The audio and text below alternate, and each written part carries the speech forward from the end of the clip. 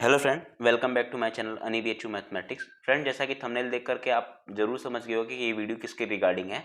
CHS class 11 bio, जो कि अभी 1 मई को पेपर बीता है, उसके रिगार्डिंग ये कट ऑफ की वीडियो है। फ्रेंड, इसी तरह मैंने सीएचएस क्लास 11 मैथ्स की भी कट ऑफ की वीडियो डाली, आप जरूर जाके देख लेना।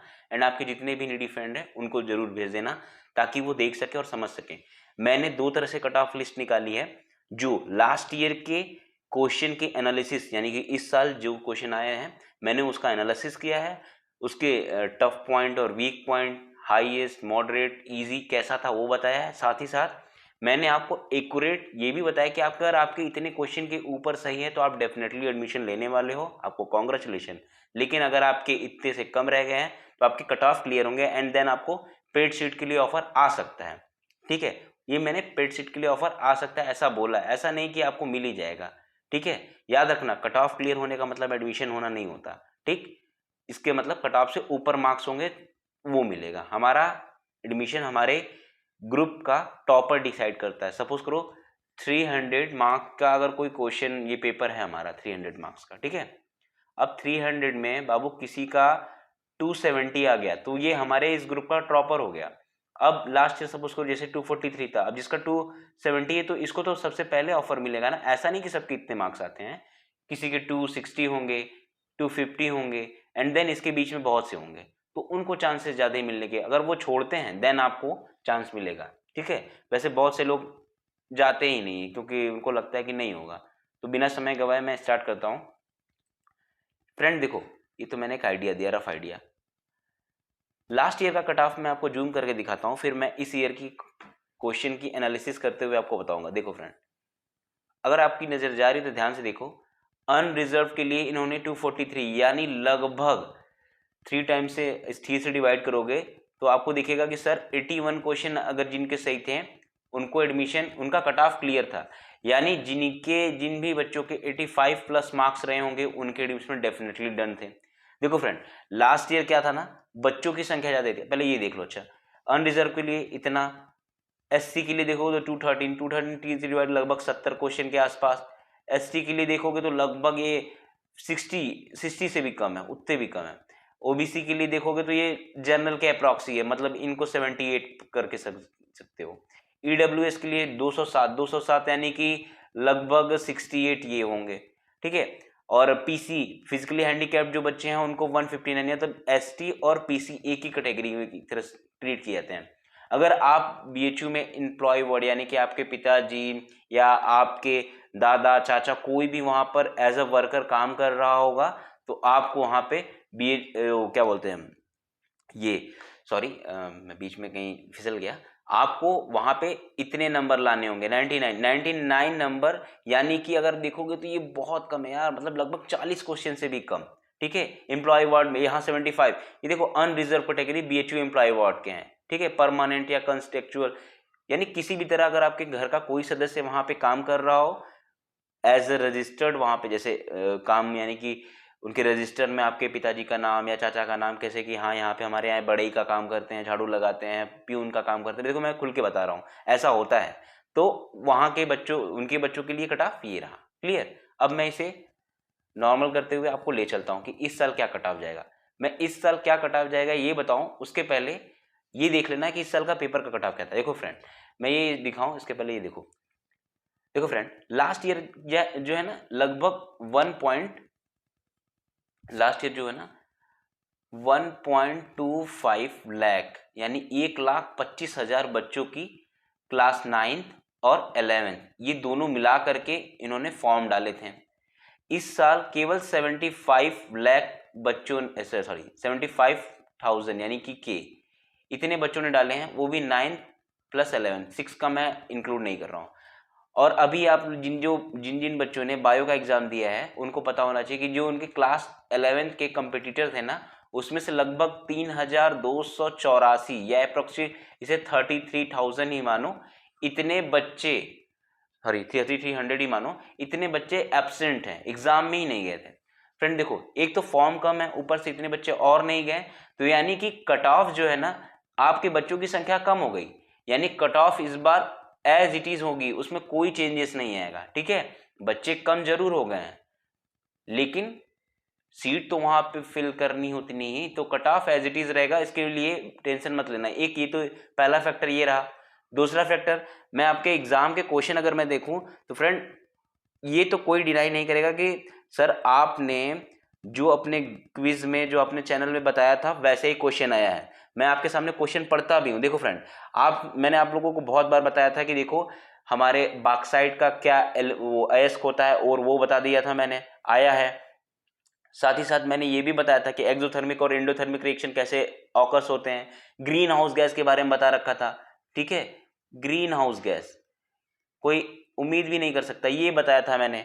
साथ ही साथ मैंने ये भी बताया था कि ट्रांजिशन मेटल, मैंने आपसे बोला था पीरियोडिक टेबल पढ़ा है, मैंने इसके बारे में हिंट दी थी लेकिन ये बताया नहीं था।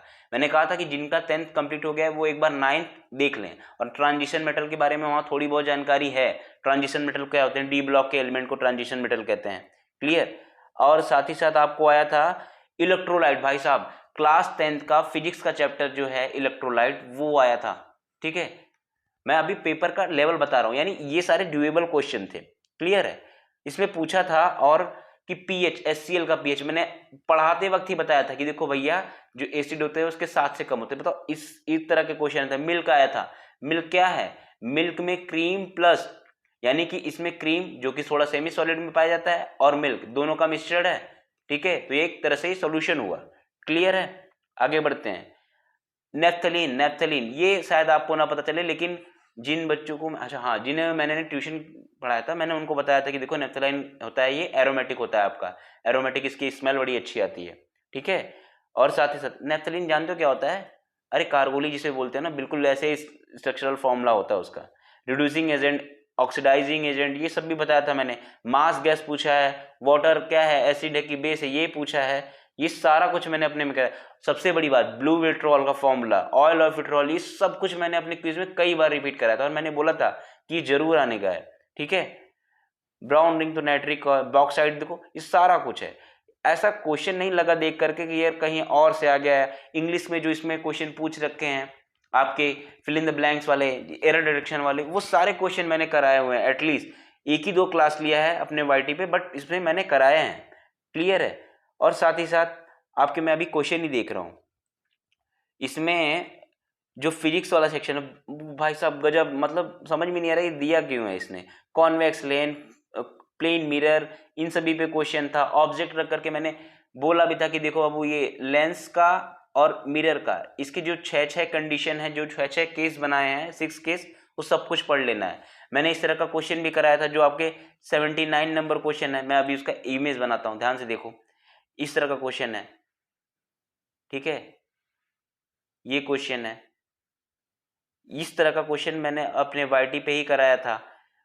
साथ ही साथ मैंने क्विज भी लिया था तो वहां भी कराया था। ये आर है, हाँ, एम्पियर की वैल्यू दे रखी, बैटरी लगा रखा है, 6 वोल्ट की बैटरी है, यहाँ पे एम्पियर लगा हुआ है, हाँ। और बोला क्या है इसमें, 2A, क्या है, रीड्स 2A, अच्छा इसमें कितना है, 2 एम्पियर का करंट फ्लो हो रहा है इधर से। तो रेजिस्टेंस आर, बताओ नहीं निकल सकते हम लोग। इन दोनों को जोड़ो, ये पैरेलल है, पैरेलल जोड़ने के बाद इसको हटा करके इसका इक्विवेलेंट रेजिस्टेंस लगा लेना है हम लोगों को। फिर क्या करना है, ए पता है, बी पता है, क्या यहाँ पे नहीं निकल आएगा, बिल्कुल निकल आएगा। ट्राई करना था यार, बहुत आसान आसान क्वेश्चन है। अब देखो मेरे बताने का बाबू ये मतलब है ना कि जितने भी क्वेश्चन हम लोगों ने यहाँ ट्राई किए हैं, जो आए हैं, वो सारे डुएबल क्वेश्चन थे। ध्यान से देखो, अब जनरल कैटेगरी के जो भी बच्चे हैं उनका कट ऑफ, अगर मैं केवल कट ऑफ की बात करूं तो 81 से लेके 85 के बीच में अगर आप लोग स्कोर कर रहे हो तो कॉन्ग्रेचुलेशन, आप डेफिनेटली कट ऑफ बहुत अच्छे से क्रॉस कर रहे हो, इसमें कोई दो राय नहीं। इवन एडमिशन भी होगा अगर 81 के ऊपर हो, 85 हो तो डेफिनेटली आप एडमिशन ले रहे हो, क्योंकि पेपर इतना भी आसान नहीं है कि कोई बच्चा इसको क्रॉस करे और इसका एडमिशन ना हो। कहने को है लास्ट ईयर के कंपैरिजन में इसमें इसकी फिजिक्स एंड इसकी केमिस्ट्री बहुत ऊपर नहीं उड़ाए रखी, मतलब ऑन द टॉप है, बस आप कर सकते हो, क्लियर। जिन बच्चों ने अच्छे से पढ़ा है वो कर लेंगे। दूसरा इंग्लिश हिंदी, ये इसका कोई देखो लेवल नहीं होता, ये इसमें कुछ एक नीचे रहेगा दूसरा ऊपर हो जाएगा, तो ओवरऑल ना ये बिल्कुल as it is last year के जैसा ही है, क्लियर। अब इन ओबीसी कैटेगरी के जो भी मेरे फ्रेंड हैं उनको देख लो, वो 75 से 80 के बीच में अगर आप अप्लाई कर रहे हो तो आपका कट ऑफ डेफिनेटली क्लियर है, और 80 प्लस हो तो आपके एडमिशन पक्के हैं। ईडब्ल्यूएस ओबीसी से भी 4-5 क्वेश्चन नीचे रख लो। देखो फिर मैं ये जो बता रहा हूँ ना, ये मान के चलो ये कट ऑफ के लिए है। अगर आपके इससे कम भी, सपोज करो 78 भी है ना, तो नो डाउट कट ऑफ फिर भी आपका क्लियर होगा। क्यों? क्योंकि वो इतने 1-2 क्वेश्चन ऊपर +2, मतलब अगर मैं इसकी बात करूं तो इसमें ±3 क्वेश्चन कर लो, मैक्सिमम से नहीं, लोअर से, ठीक है। इसमें मैं इसकी बात कर रहा हूं। इससे करते ही आपको पता चल जाएगा कि आप कहां लाई कर रहे हो। इस तरह से होगा तो आप डेफिनेटली कर जाओगे सारे में, ठीक है। मैं ये एकदम हाई चांस लिख रहा हूं कि बच्चा अगर इतना पा रहा है तो भाई साहब उसको रोना ही नहीं है, उसका एडमिशन डन। ओबीसी 75, 80, ठीक है। ईडब्ल्यूएस में 74 से लेकर 70, ये क्वेश्चन है, कोई लोग इसको ये नंबर मत समझ लेना, क्वेश्चन, एक क्वेश्चन 3 मार्क्स के आते हैं वहां पे, ठीक है। ईडब्ल्यूएस हो गया 78 पे आपका एडमिशन डन हो जाएगा फ्रेंड। एससी 68 से 75 और 74 प्लस पे, यहां से देखो मैंने एकदम एग्जैक्ट बताया कि इतने के ऊपर हो तो आपको डेफिनेटली हो जाएगा। एसटी ये देख लो 56 से 62 है, 3 इतना कंफर्म, 63 प्लस लाओगे आपका एडमिशन कंफर्म है। ये फ्रेंड ये वो एजम्पशन है ना जो मैंने लास्ट ईयर भी लिए थे और अप्रोक्सीमेटली इतने ही कट ऑफ आए थे। तो ये last year plus this year, इस साल का एनालिसिस के आधार पे है, क्लियर है।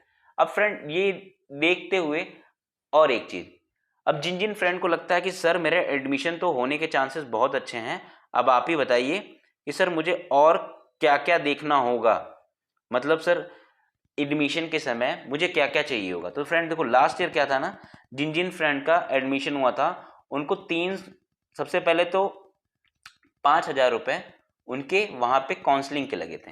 एंड देन वहां पे अभी आपको ना एक एडिशनल सब्जेक्ट कंप्यूटर को ऐसे चूज करना होगा, उसमें जो भी चूज करोगे तो उसके 3,000 लगेंगे, यानी टोटल 8,000 रुपए आपके डन हो जाएंगे एडमिशन के, जब भी होगा। अभी अप्रोक्सीमेटली मान के चलो फ्रेंड कि 30 डेज तो लगेगा, कट ऑफ के 30 डेज के बाद वो शेड्यूल निकालते हैं कि हाँ इतने दिन बाद आपका होगा, तो इतने हैं तो हो जाएगा। लेकिन मतलब मैं कहूँगा कि आप 10,000 लेके आना ताकि आपका एडमिशन डन हो जाए। दूसरा, अगर किसी बच्चे के पेड सीट पे होते हैं ना तो पेड सीट का फीस थोड़ा ज़्यादा होता है friend, approximately I think last year 18, जो भी होगा मैं बताऊंगा। अभी ये जानो ये रेगुलर सीट के लिए फ्रेंड आप सभी लोगों का ये फी है, क्लियर। 5,000 आपको एनी हाउ देना ही देना है और ये 3,000 आपको देना ही देना है, क्योंकि ये आपका क्या है, ऑप्शनल सब्जेक्ट का फी है। जो पेड सीट वाले होंगे ना वो इतना, मतलब इतना तो देंगे ही देंगे, प्लस पेड सीट का भी देंगे। Paid seat first of first, यानी कि जो पहले आता है वो उसे पहले मिल जाता है, ऐसा होता है। क्यों? क्योंकि ये बहुत कम लोगों को पता है, क्लियर है फ्रेंड। उम्मीद करता हूं कि आपको लास्ट ईयर का cut off and this year का कट ऑफ अच्छे से समझ में आया होगा, ठीक है। तो इसी तरह के मोर वीडियो के लिए चैनल को लाइक और सब्सक्राइब करें। Thank you.